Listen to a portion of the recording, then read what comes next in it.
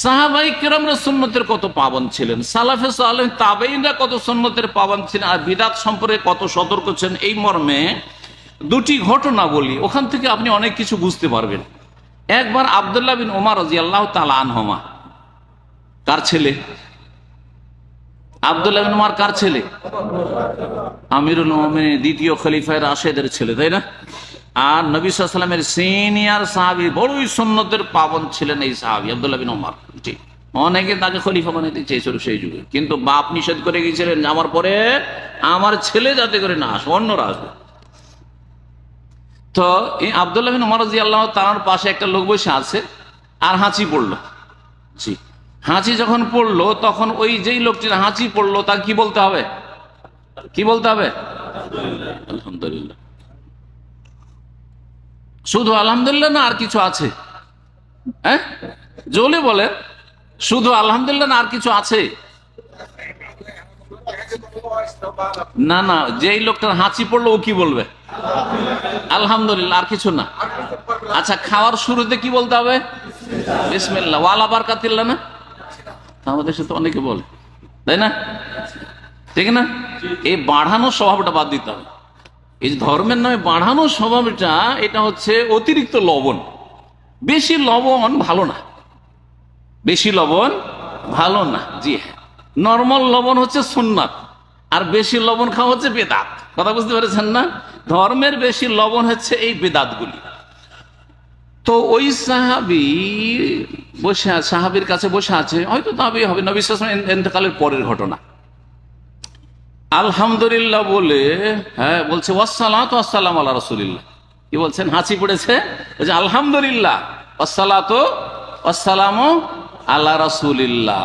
কি মানে? কি আলহামদুলিল্লাহ মানে? কি যাবতীয় প্রশংসা আল্লাহর। আল্লাহর গুণগান হয়ে গেল, তো নবীরও তো একটা হক আছে। তো ওই লোকটি ভাবলো যে আল্লাহর হক তো আদায় করলাম আলহামদুলিল্লাহ, এখন নবীরও হকটা আদায় করে দিই। কি বলে? ওয়াসসালাতু ওয়াসসালামু আলা রাসূলিল্লাহ, আর দুরুদ ও সালাম নাযিল হোক রাসূলুল্লাহর উপর। কি কবিরা গুনাহ করলো নাকি? আমাদের দেশের লোকেরা তো তাই বলবে, কোন মন্দ কাজ করলো? ভালোই তো করলো, দুরুদ শরীফ পাঠ করলো, তাই না? দুরুদ শরীফ পাঠ করলো, কথা ঠিক কিনা? আমাদের দেশের লোকেরা বেদাত কি জন্য করে? দিন সম্পর্কে বড়ই অজ্ঞতা আছে, মনে করে যে মহব্বতের সাথে করলেই সওয়াবের কাজ, মহব্বতের সাথে করলেই সওয়াবের কাজ, আর ভালো মনে করে করলেই সওয়াবের কাজ না। ভালো মনে করে করলেই যে সওয়াবের কাজ হবে না, আর মহব্বতের সাথে করলেই যে সওয়াবের কাজ হবে, এই দুটো কথা বাদ দেয়। আমাদের দেশের লোকেরা যারা বেদাত করে, তাদের নিয়ত খারাপ না, নিয়ত কিন্তু খারাপ না। আমি নিয়তে কোন রকমের কোনোদিন আক্রমণ করি না। নিয়ত খুব ভালো, জান্নাতে যাব মিলাদুন নবী করে, জান্নাতে যাব নামাইতো পড়ে, তাই না? জান্নাতে যাব যাই নামাজের দোয়া পড়ে, জান্নাতে যাব হ্যাঁ ঈদে মিলাদুন নবী করে, জান্নাতে যাব শবে বরাত করে, জান্নাতে যাব শবে মেরাজের রাত্রে নফল পড়ে। কথা ঠিক কিনা? তো নিয়ত তো ভালো, আর মহাব্বতও তো ভালো। কার মহাব্বত এগুলো করছে? আল্লাহর মহাব্বতে কিনা, রসুলের মহাব্বতে করছে কিনা। কিন্তু কিন্তু মহাব্বত করতে জানে না, মহাব্বত করতে জানে না। কথাটা আমি মাঝে মাঝে বলি যে আমাদের দেশের মানুষরা মহাব্বত করে, আল্লাহকে মহাব্বত করে, রসুলকে মহাব্বত করে, ইসলামকে মহাব্বত করে, কিন্তু মহাব্বত করতে ঢং নেই। কথা বুঝতে পারছেন? মহাব্বত করতে জানে না। বুঝছেন না? বুঝছেন না? ছেলে মেয়েকে মহাব্বত করতে হবে কি হবে না? না করতে হবে না? করতে হবে কি হবে না? ছোট মেয়েকে যেভাবে মহাব্বত করবেন, সাবালিকা মেয়েকে ওইভাবে মহাব্বত করা যাবে? বুঝছেন না? বুঝছেন না? যাবে? ওই মেয়েটা কত আদর করেছেন, কত চুমা দিয়েছেন, আর কত কোলে নিয়েছেন, আর কত জড়িয়ে ধরেছেন। যখন ওই মেয়েটা 12 বছর, 14 বছর, 15 বছর হয়েছে, করা যাবে? চলবে না। তাহলে মহাব্বতের তরিকা এখন বদলিবে।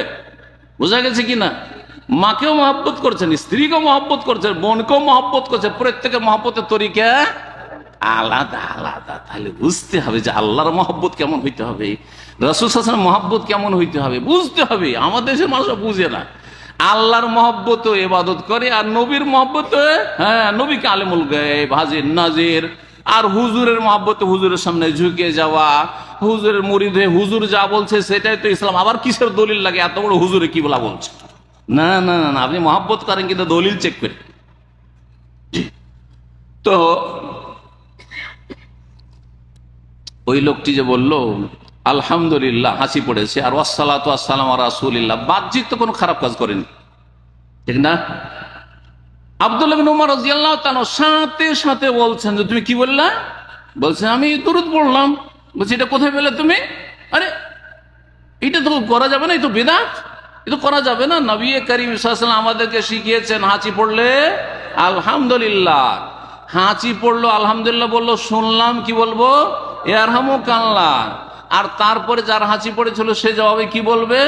ইয়াহদিকুমুল্লাহ ওয়া ইসলিহু বালাকুম। ঠিক আছে, কথা বোঝা গেছে না?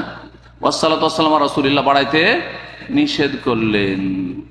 ওই লোকটি কি আর এতরাজ করেছিল যে আমি কোন কবিরা গুনাহ করলাম, কোন মন্দ কাজ করেছি, আমি কোন পাপ করলাম, আমি তো নবীর উপর দুরূদ পড়েছি, এটা বলেছে না? মোটেই বলেনি, কিন্তু মোটেই এ কথা বলেনি, বরং মেনে নিয়েছে। এবং সাহাবী এটাকে মেনে নেননি যে তোমার এখানে দুরূদ পড়া চলবে না, কারণ নবী সাল্লাল্লাহু আলাইহি ওয়াসাল্লাম এখানে দুরূদ পড়া শেখায়নি। আচ্ছা, ওই লোক তো কথা বললো না যে আমি ঠিক আছে এটা নবী করেননি, কিন্তু এটা বেদাতে হাসানা, এটা বেদাতে হাসানা। কারণ আমাদের দেশের বেদাতি আলেম সমাজ কি বলে? সব বেদাত খারাপ না, সব বেদাত খারাপ না। বেদাতে হাসানা মানে ভালো বেদাতও আছে, আর বেদাতে সাইয়া মানে খারাপ বেদাত আছে। যেই তরিকার লোকেরা যে বেদাত গুলি করে ওগুলি হচ্ছে হাসানা, আর বিরোধী তরিকার লোকেরা যেগুলো করে সেগুলি হচ্ছে সাইয়া।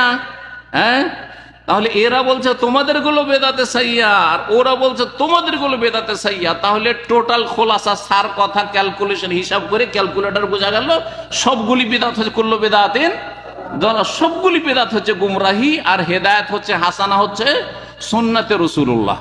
রাসূলুল্লাহ তরিকা হচ্ছে কি? সুন্নাহ, নবীর তরিকা। আসেন সাহাবীর একটা ঘটনা বললাম, একটা তাবেঈর ঘটনা বলি। সাঈদ ইবনে মুসাইব রাহিমাহুল্লাহ তাআলা তিনি ফজর পরে বসে আছেন মসজিদে।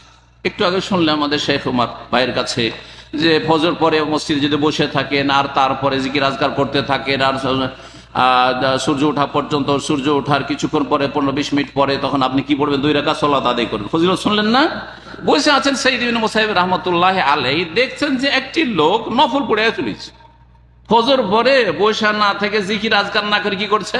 নফল নামাজ পড়তে আছে। তখন বললেন যে এই কি নামাজ পড়ছো তুমি? এই নামাজ চলবে না। ফানাহাহু, তাকে নিষেধ করলেন, বারণ করলেন যে খবরদার আর নামাজ পড়বে না, এখন নামাজ পড়া চলবে না। তখন ওই লোকটি বলছে ইয়া আবা মুহাম্মদ, সাঈদ ইবনে মুসাইবের কুনিয়াত উপনাম ছিল আবু মুহাম্মদ, হে আবু মুহাম্মদ, ওয়া হাল ইউআযযিবুনিল্লাহু আলা সলাতে, নামাজ পড়ে আমি সওয়াব পাবো না, আল্লাহ আযাব দিবেন নাকি?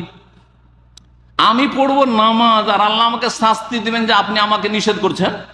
হ্যাঁ, আল্লাহ কি আমাকে আযাব দিবেন নামাজের ওপর?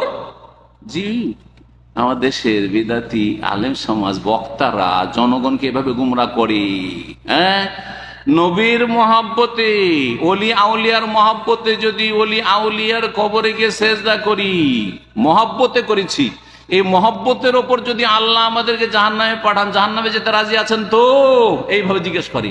আর এমন পাগলের পাগল জনগণ বলছে হ্যাঁ রেডি আছে, ও জাহান্নামে যাওয়ার জন্য রেডি আছে, শিরকি মহব্বত করেও জাহান্নামে যাওয়ার জন্য রেডি আছে। আরে মহব্বতটাও হ্যাঁ সুন্নতি মহব্বত হইতো, শিরকি মহব্বত চলবে না, আর বেদাতি মহব্বত চলবে না।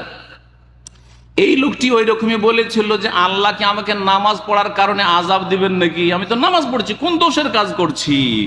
তখন উত্তরটা শুনে মজার উত্তর, বলছেন না, নামাজ পড়ার জন্য আল্লাহ আযাব দেবেন না, কিন্তু তোমাকে আযাব ওয়ালাকিন ইউআযযিবুকা আলা খিলাফিকা লিসুন্নাহ, তুমি সুন্নতের খেলাফ কাজ করলে, বেদাতি কাজ করলে, সেই জন্য আল্লাহ আযাব দেবেন তোমাকে। কথা বুঝতে পেরেছেন? আযাব কিসের জন্য? বেদাত করার জন্য আযাব, সুন্নতের বর খেলাফ উল্টা চলার জন্য আযাব। বুঝছেন না? বুঝছেন না? এখন কেউ যদি বলে আমি শবে বরাতে নফল পড়বো, আল্লাহর জিকির আজকার করব, দোয়া করব, কান্নাকাটি করব, আল্লাহ আযাব দিবেন নাকি? তোর উত্তর কি দিবেন? এই উত্তরটা শুনে রাখেন। সাঈদ ইবনে মুসাইব রাহমাতুল্লাহ আলাইহির উত্তর শুনে রাখেন যে তোমাকে নফল পড়ার জন্য আযাব দেবেন না, তোমাকে বেনাতি রাত্রি যাপনের জন্য আল্লাহ আযাব দেবেন। শবে মেরাজে আমি নফল পড়েছি, রাত্রি যাপন করেছি 27শে রজবে, এর জন্য কি আল্লাহ আমাকে আযাব দেবে? নামাজ পড়ার জন্য তোমাকে আযাব নয়, তোমাকে বেদাতি কর্মকাণ্ড করার জন্য আল্লাহ আযাব দেবেন। ভালো করে শুনে রাখো। জি,